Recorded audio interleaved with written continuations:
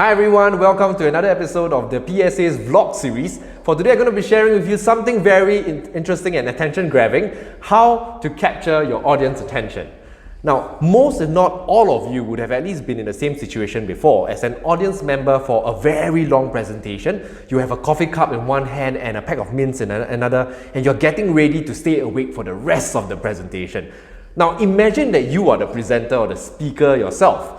Your challenge is to be able to grab the audience attention, to anchor it, and in a sense, to capture your audience attention. And today I'll be sharing with you just three simple tips that you can use to energize and to engage your audience attention as well. Now, first, introduction is key. Within the first few minutes of your speech or your presentation, the audience will already start to assess whether your speech is something valuable and something that they should pay attention to.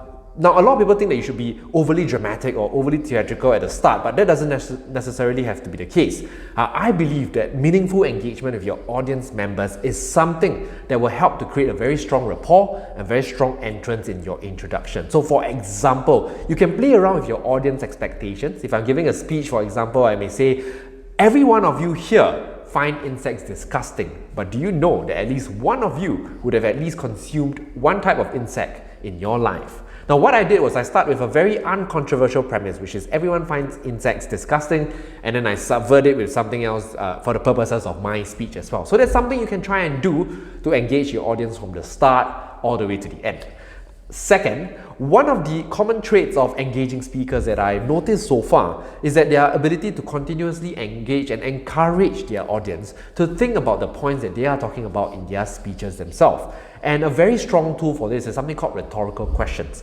Rhetorical questions are not questions that are looking to find an answer from the audience, but really is to elicit a response from them. So for example, if I'm giving an inspirational speech about the first time I had to perform in a musical.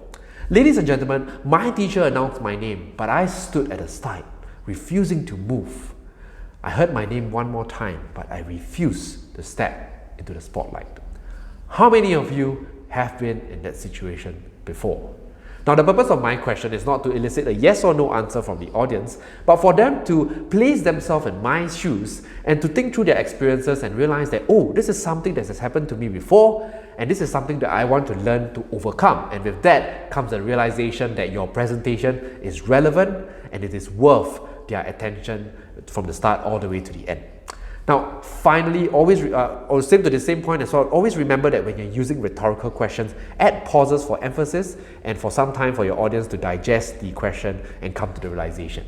Now, the final point, it doesn't hurt to always start or even pepper your speeches with different stories. So some stories like personal anecdotes, for example, will show sincerity from the side of the speaker, or even stories that show your passion, your achievement, your extensive experience. That is something that will entertain and engage your audience from the start all the way to the end. Don't scrimp and save on the details. Add as much details as you can in your story so that your audience is engaged from the start throughout all the way.